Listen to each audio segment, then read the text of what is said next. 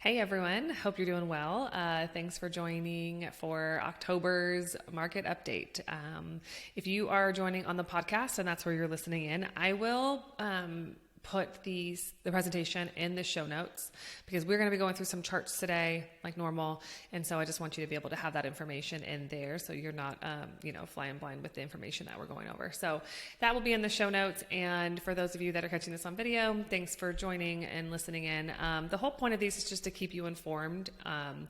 Just with my interpretation and what I'm looking at with what's happening in the market. So just to try to help you process that and digest everything that's going on. There's a lot going on in the world. So hopefully these help you just digest that information. The point of investing is just to always make informed decisions and not emotional decisions. So these are just to help keep you informed so you know what's going on and you can be aware of what's going on with your money. So yeah, let's get into everything we're going to cover today. So we'll always start with just who Selah is. Selah was founded in 2019 with the goal of bringing confidence and organization to people's financial life through education. That's these, stewardship, and empowering wise decision making. Holistic wealth management and planning firm located in California, but serving clients nationwide. So I serve millennials, families in all different life stages, and retirees. Here's just what we're going to be going over today. Market update is what we're focusing on again today. There's just a lot to unpack with everything that's happening in the market. So we're not doing any behavioral finance to go along with it, but we always start with a quick look. That's just our chart that shows us what everything, where the market is, the different indexes, where they are for the year to date. And then we're going to do a bull market check-in. It's been 1 year since the bull market began in October of last year. So we're going to do a check-in and see where this bull market stands compared to previous bull markets, first year, 12 months. We're going to do a talk about geopolitical events on the market, how those impact the stock market and what we can maybe be expecting just with everything happening in the Israel-Hamas war. And we're going to talk about inflation again. Surprise, surprise. We've been talking about inflation nonstop for what feels like a couple years now. So we're going to talk about that again and just inflation losing its stickiness as of late. So maybe some good news there.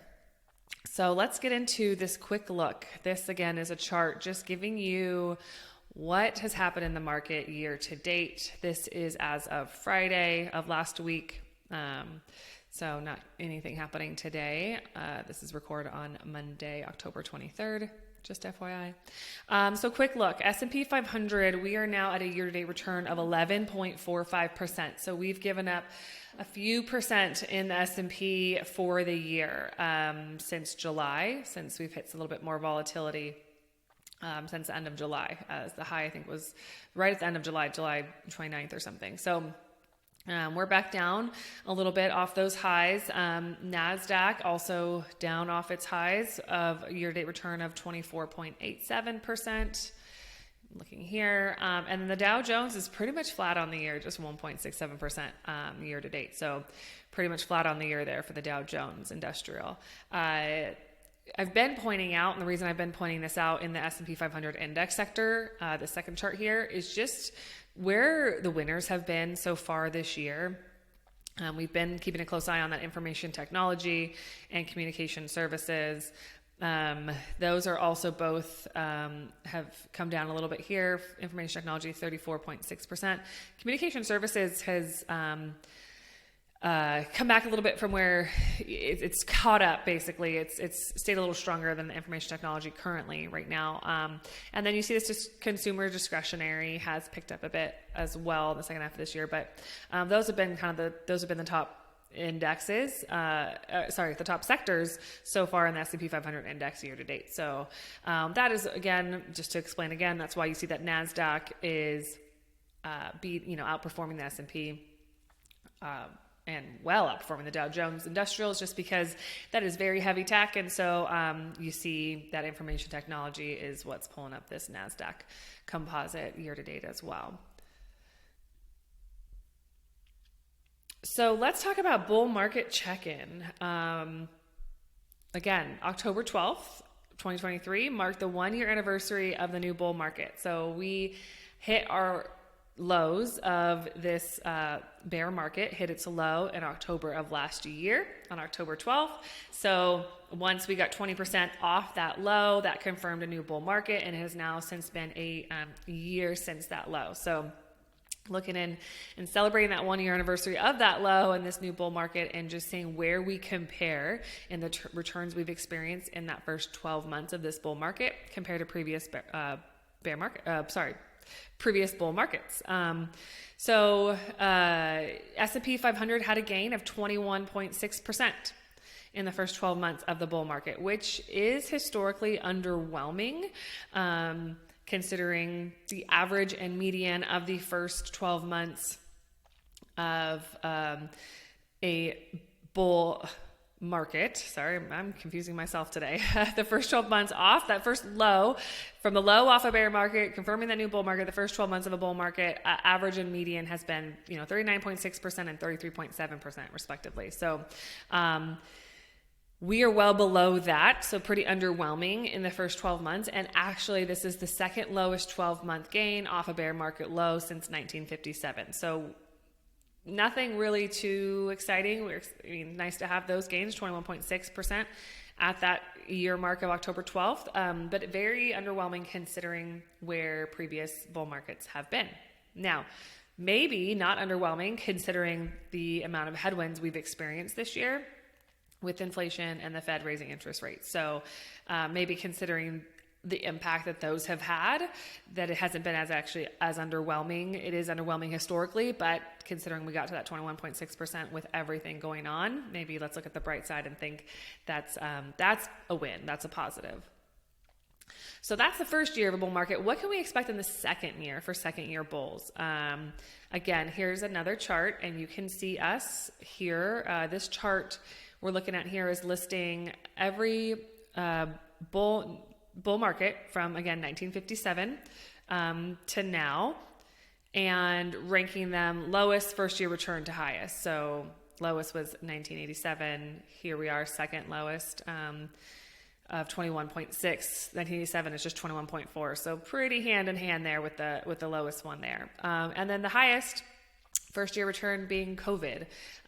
So March 23rd of 2020 was the low during COVID. That was that bear market low. First, so that 12 months after that low produced 74.8% return. So very big year there. But average and median 12-month returns for the second year of the bull market. So we saw that was 39 to 33% for that first year. For the second year is 13 and 14%.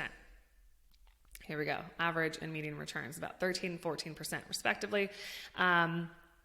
Here is what 1 month has happened after that first year, 3 months after that first year, 6 months, and then 12 months, and then max drawdowns is listed here. So don't expect a linear path in the second 12 months. Always remember, every year in the market, there is volatility. So there is short-term volatility that does happen. Max drawdowns vary greatly in that second year bull market, from the greatest being, max drawdown of 33.9% in 2018 to only 6.2% in 1990. So with the average being 16.3% total. But so it's not like we get to the second year bull and everything just kind of keeps creeping up. There is going to be volatility. There's going to be drawbacks down again this year and this next 12 months. But if we can continue in a bull market, average return is about 13 or 14%, but an average drawback is about 16%. So there's going to be those drawbacks during this time. Now, if you look again at the 1987 here, first year return 21.4 compared to our 21.6, so very, very similar. They actually had a very strong, actually strongest on this chart, second 12-month return. So within 24 months, that second 12 months did 27.8%. So they had a much bigger second 12 months than that first 12 months of that bull market. Maybe we can get to that point as well. Maybe that shows us there's some room to run in this bull market. We got some room to make up some ground. Maybe, hopefully. I do think we're going to have to clear some of these other issues off the table to get to there. But that is a possibility. So maybe something to kind of consider again on the bright side, looking at the bright side of maybe what we can expect in the second 12-month period. So here I want to show you, this is just a chart. This next chart is showing the progression off those bear market lows in a 24-month period. So again, this orange chart here is us at 21.6% at that 12-month period. The average return for a 24-month period of a new bull market is about 57%. And we've only returned 21.6% so far. So in order to keep up with the average, we'd have to have a return this year in the second 12 months of about 35%. So that would be a lot. So there is plenty of room to run in this bull market, again, if we can clear off some of the things, the headwinds that we are facing. But that's obviously some big ground to make up. So, maybe we will still fall below that average, but that is an average 24-month return off a bear market low for a new bull market. And this is another reason, just as a side note, to point out to you again that this is another reminder that you need to stay invested, because those first couple years off those lows have really big returns. And that doesn't mean that everybody saw that was going to happen. There's always bad news, and there's always that contrarian opinion of like, okay, yeah, this could, go a certain way, but there's always going to be those, but what if, even throughout those years. And historically, that's happened those years as well. So if you could ignore the noise sometimes, and you can stay focused on historical trends of things that have happened and see where we fit in with those historical trends, it just helps you become a much wiser investor, because you're blocking out that noise. Yes, there's always headwinds. There's always something that's happening. But historically, what have we been able to do previously, and can we maybe do that again? And it's just a reason to stay in the market and not get out of the market, because this growth and this return happens when these markets turn around. It's not a few years later, once everything's all fine. That's too late. It's actually before you might know everything's all fine, we start to get these returns. Because again, there's those big drawbacks. We just saw that there's drawbacks in these years. So that means these markets previously are dealing with things as well. They're dealing with headwinds. They're dealing with possible recessions, inflation, other things that we're seeing now. They've dealt with it in those years too. They have the big drawdowns. They get it figured out, and the market moves on. So it's just another point, a reason to stay invested, because if you're trying to time this to get back in, you can miss up to 57% growth if you just miss out these 2 years. And these are 2 years that happen right after that low. So before the good news has come. So just that reminder, this kind of shows you the importance of just staying invested and sticking to your game plan. So next we want to get into just the impact of geopolitical events on the stock. So, okay, yes, great. New bull market. Here's what we've done first 12 months. What can we do the second 12 months? But we know there's a lot on the news of some really big things happening. So how does that affect this next this current bull market? Are we going to go backwards? And that's obviously a big question. There's a lot going on with Israel-Hamas war, and there's a lot of concern that that's going to put a halt to some of this recovery that we're hoping to finally start seeing, especially as we're just like, oh, can we just get a relief on the oil prices? Can we get past inflation? Now, what is this going to do to all of that, right? So we're going to look at what the impact of geopolitical events has had on stocks in the past. And as a side note, this is part of my job to look at these types of things and help break this down for you. This does not discount and sometimes it can feel cold just talking about these type of things with just looking at the numbers and how it's going to impact our money. And that's obviously not where my heart is. My heart is for those people, and just everything that's happening in the Middle East is tragic and horrible and very terrible to watch. And I know you all feel the same. And so it's balancing that and just seeing what's going on over there, and just can't even imagine having to live through that there. And it just feels like nice to just be able to talk about how it's going to impact our portfolio here. But that is, what my job is to do at this point in time is just helping you translate what is happening there and how it is impacting your portfolio here. So definitely praying for this whole situation, and would love to see it resolved and come to peace So we will obviously be waiting to see what happens there. But if you look at this chart here on this page, it is showing you about 24 or so events going back to World War II. And it breaks down, obviously, the event date here you're seeing. 1 day returns when that first event first happened, total drawdown during that time, how long it took to get to bottom, and how long it takes to get to for recovery to happen from that bottom. So total drawdown from this tragic event is obviously very unknown. We don't know because we don't know what's going to happen. It's going to depend on a few different things. So we won't know till after the fact. But based on prior geopolitical events, average drawdown, total drawdown is 4.7%. Average time to reach market bottom is 19%. And average recovery time is 42%. I'm sorry, 19 days and 42 days. So again, sorry if my brain's not working. So those are average bottom takes about 19 days during these geopolitical events and about average 42 days recovery. So this is everything on here. Again, till World War II. So you have this Pearl Harbor attack, which I know you can't see the full thing. Pearl Harbor attack. We see here U.S. terrorist attacks, 9/11. You had right away 5%. Now, just as a reminder, the market was actually not open for a couple weeks after the terrorist attack. So this was when the market reopened. What happened? You had a 5% drawdown that one specific day, total 11.6% drawdown, and that recovery. So Iraq's invasion of Kuwait, you got a really long recovery there, really long recovery after Pearl Harbor, obviously. So those are kind of on the high end. And then you have as little as just very quick recoveries with some of these other things that have happened. It does show overall there aren't geopolitical events, especially not on our nation, aren't huge. Oftentimes there is, an issue. There is normally, that initial reaction in the market because it's an unknown, but it does not normally have a very long effect on our markets. Now, what is the market looking at right now when it's trying to assess what's happening with the Israel-Hamas war?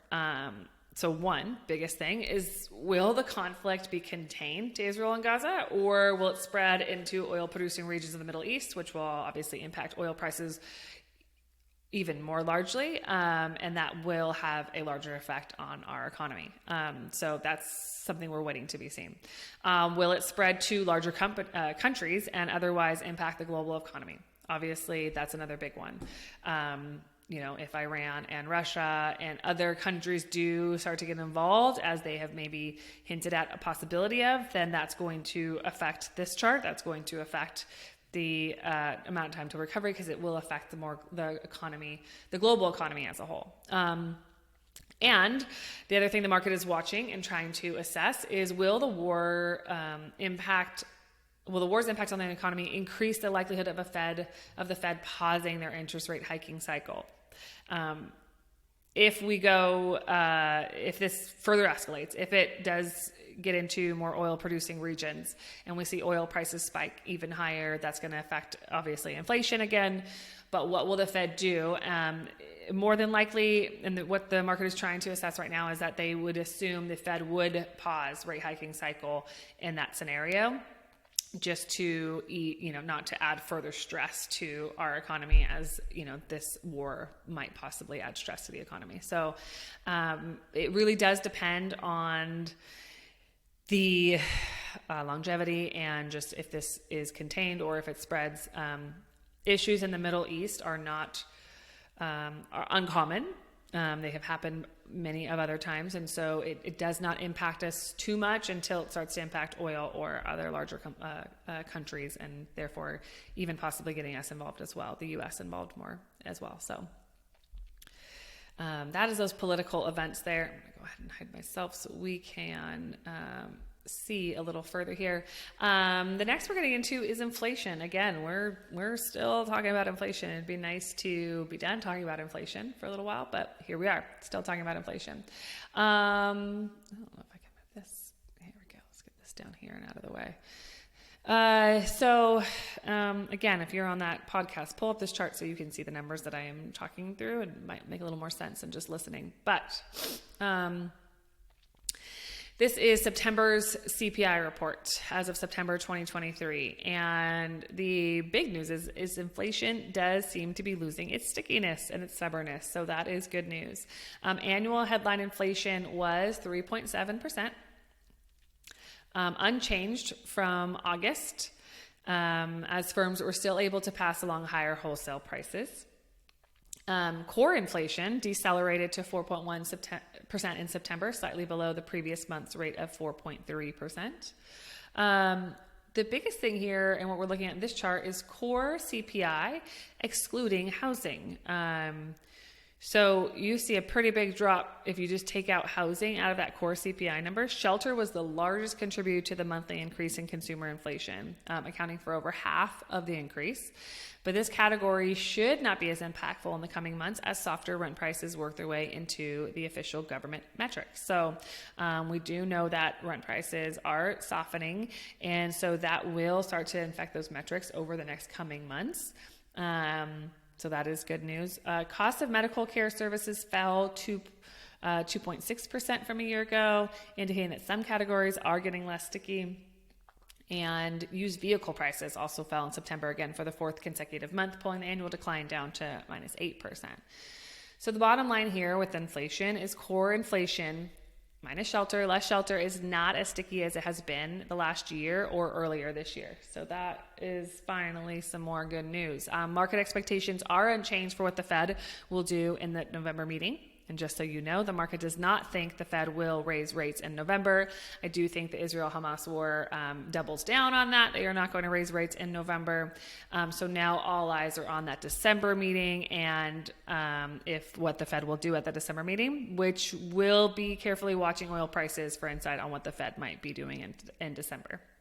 Like I said, if there is a lot going on in this global economy, that we could see that pause in December as well as the Fed just kind of waits and sees how some of this stuff plays out. So, and what I have seen recently, just for those that are wondering, okay, this is great. We're seeing lower inflation. We're still talking about interest rate hikes because, again, my base case is that there is one more. But again, that will depend a lot on what's happening with Israel and Hamas.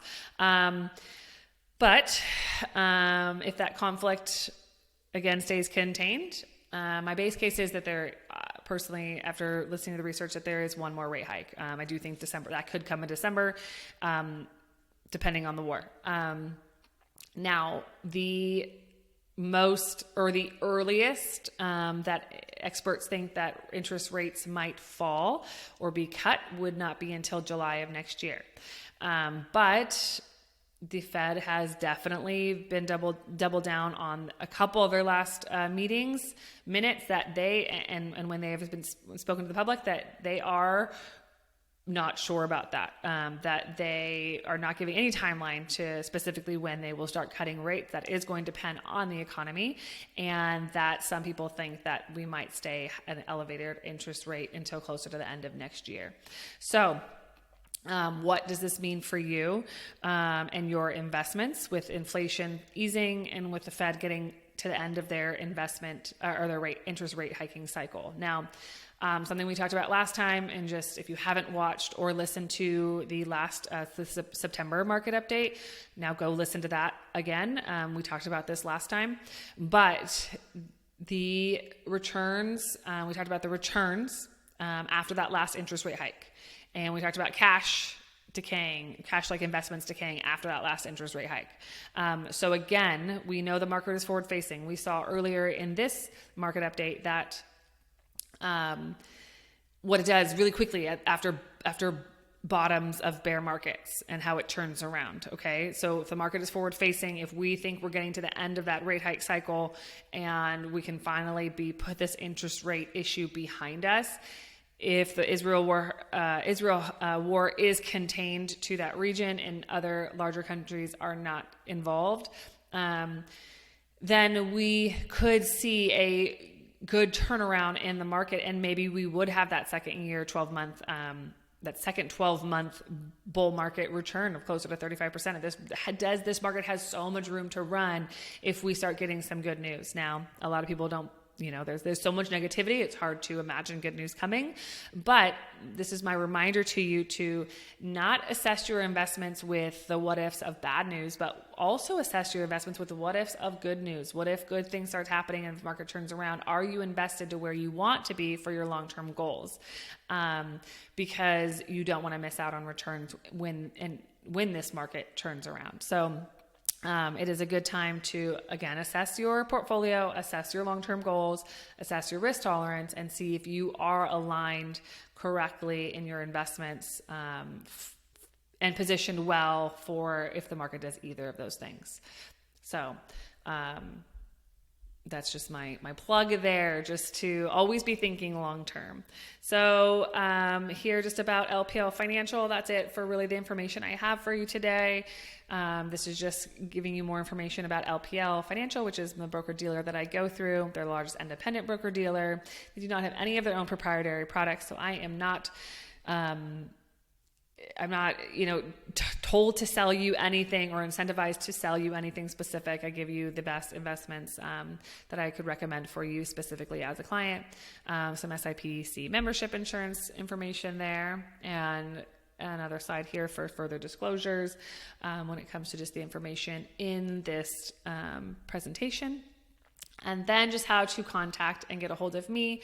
Lots of ways: email, phone, website, Instagram, Facebook, YouTube, and obviously the Confident Dollar podcast and staying educated there as well, which this will be uploaded to as a podcast.